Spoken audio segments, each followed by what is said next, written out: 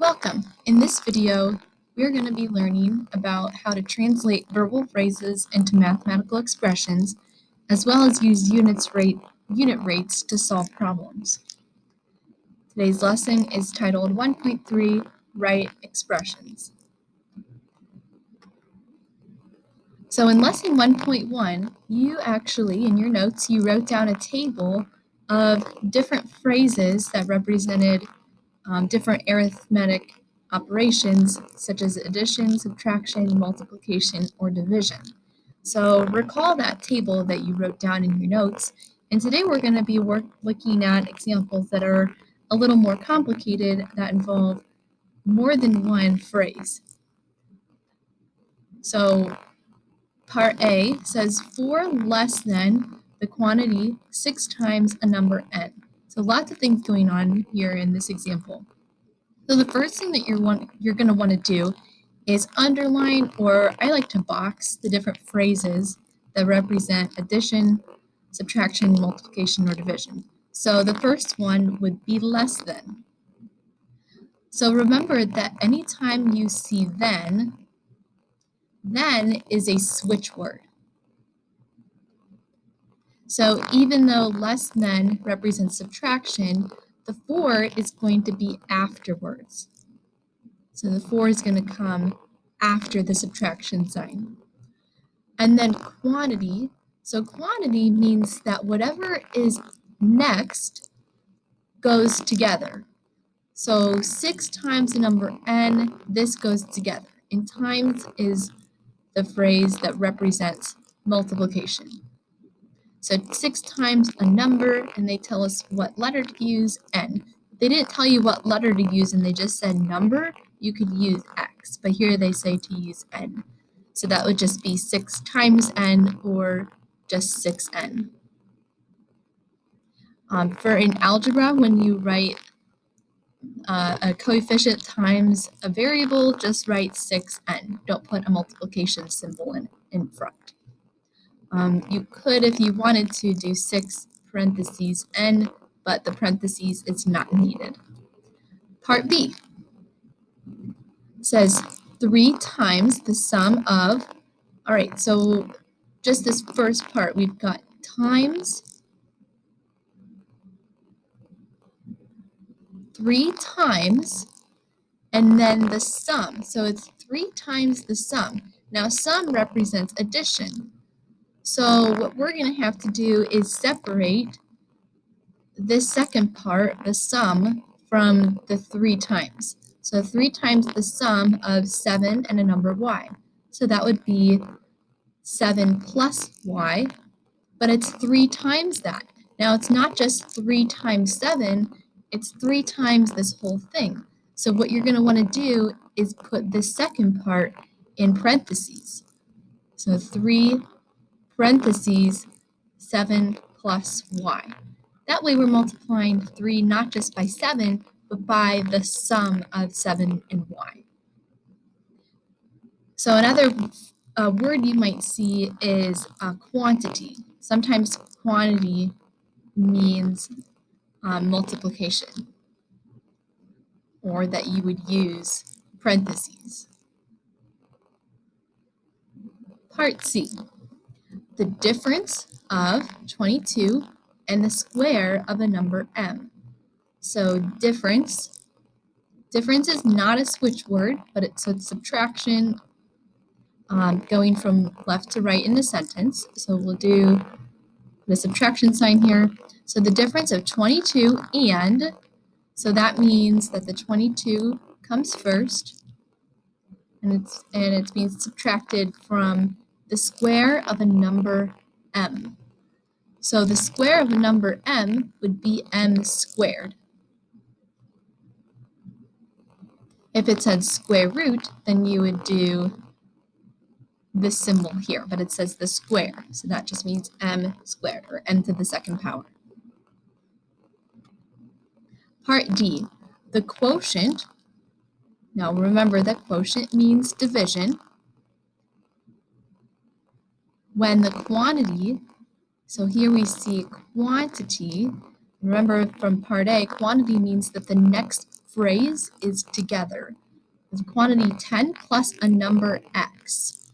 So 10 plus a number x is going to go together. It's divided by 2. So divided by, we already saw that in quotient. Quotient means divided by, so these two are mean the same thing. Okay, so let's go ahead and use a fraction bar in this case to represent our division. So it's divided by 2. So that means 2 is going to go in the denominator. And then the quantity 10 plus a number x, which would be 10 plus x, would go in the numerator. Okay, so that's it for that one. Now, could you put parentheses around here? Yes, you could. You don't need them in this case because this being in the numerator means that there are parentheses even if they're not shown. And then finally, part E, 12 decreased by a number x. 12 decreased by a number x. Decreased by is not a switch word, it's just regular subtraction. So as it's written, 12 minus a number x. 12 minus x. Right, so hopefully that gives you some good examples of the different ways you can see these verbal phrases translated into algebraic expressions. Part 2, we're going to look at a word problem. So it says a piece of ribbon, L feet long, is cut from a ribbon that's 8 feet long. Write an expression for the length of the remaining piece. Okay, so if you're cutting something away from something else, then we're going to be using subtraction. Okay, so the question is, which one is the larger quantity? Is it the L or is it the 8?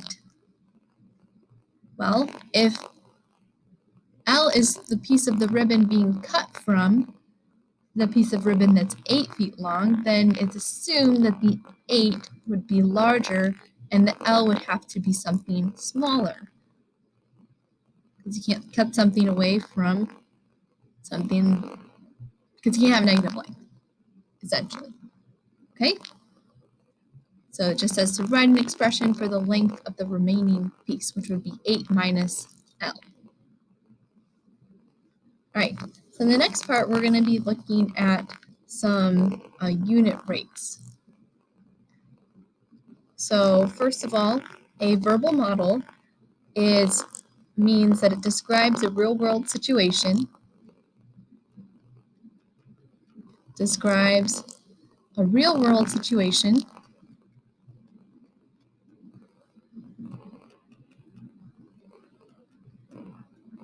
using words as labels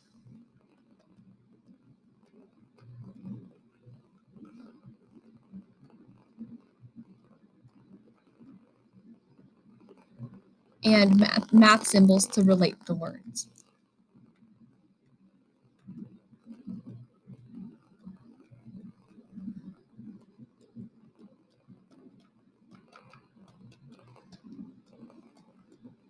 So don't freak out when you see a verbal model. That's all that means.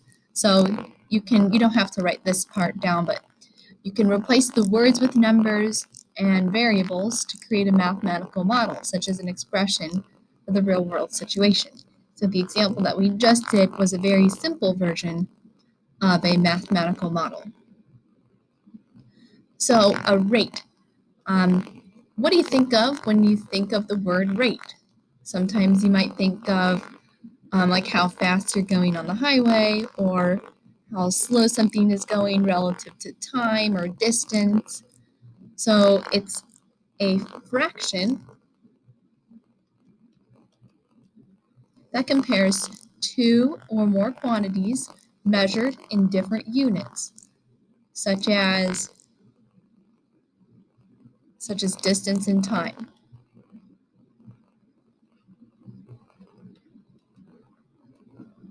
Like miles per hour. A unit rate is when the denominator of the fraction is 1. So actually, miles per hour would be a unit rate because it's miles, how many miles per 1 hour. So if you're going 60 miles per hour, you're going 60 miles in 1 hour, not 3 hours. But if you're given a word problem, it might just give you a regular rate, such as you traveled 100 miles in 4 hours, something like that. And then you would have to find the unit rate. So let's look at some examples. Use a verbal model to write an expression. You work with 5 other people at an ice cream stand. All the workers put their tips into a jar and share the amount in the jar equally at the end of the day. Write an expression for each person's share in dollars of the tips.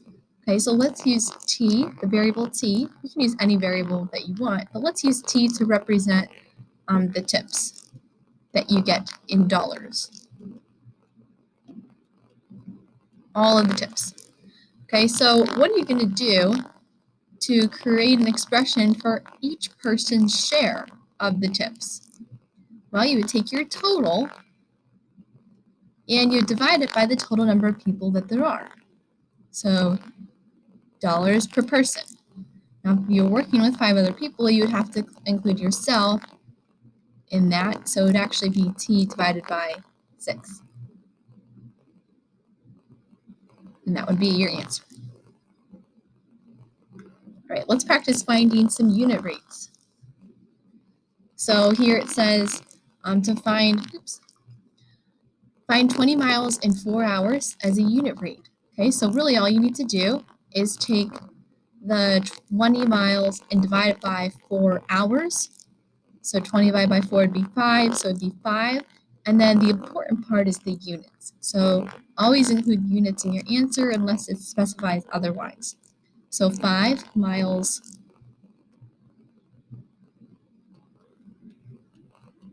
per is represented by a fraction bar, hours. 5 miles per hour, well, just 1 hour. You can also say 5 miles per hour. Okay, and then for part B, car travels 120 miles in 2 hours. Find the unit rate. We're just going to find the regular unit rate. So 120 miles over 2 hours would give you 60 miles per hour. Okay, and we're going to skip this example and skip this example. And instead, I'm actually going to include an example that used to be from homework. So here is the example. So you're getting ready to make a 640-mile car trip. So this would be example C in your notes. So 640-mile car trip. Okay, in general, your car can travel 160 miles on 5 gallons of gas. So your car can go 160 miles on 5 gallons. How many, part A of this question, how many miles of gas will you use for the trip? Or sorry, how many gallons of gas? How many gallons will you use? Okay, so the first thing that we're going to want to do is convert our rate given here as a unit rate. So what is the unit rate? Well, take 160 miles divided by 5 gallons.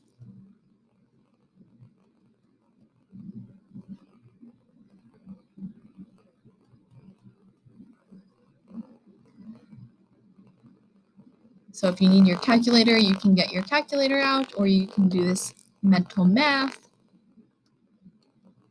160 divided by 5 gives us 32. So this would be 32 miles per gallon. Okay, so next what we want to do is take the total number of miles we need to drive and divide it by our rate. So 642 miles over 32 miles per gallon .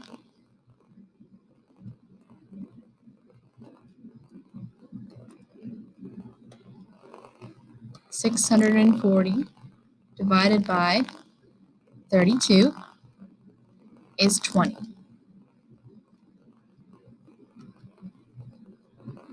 20, and then include units, 20 gallons. You'll need 20 gallons to go on this car trip. Okay, so the next question here is that you started with 4 gallons. So you already have 4 gallons of gas in your tank.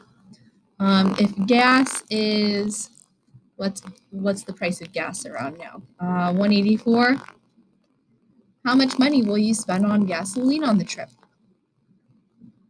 So in order to do that, you would take the 20 gallons that you need and subtract it from the 4 gallons that you already have to get 16. And then you can take your total number of gallons and multiply it by the price per gallon. So this is $184 per gallon. This is also a unit rate because you're paying $1.84 per 1 gallon. So times 184.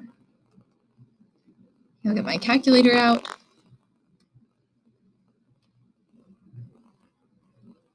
$16 times 184 is $29.44. Seems like a cheap road trip to me.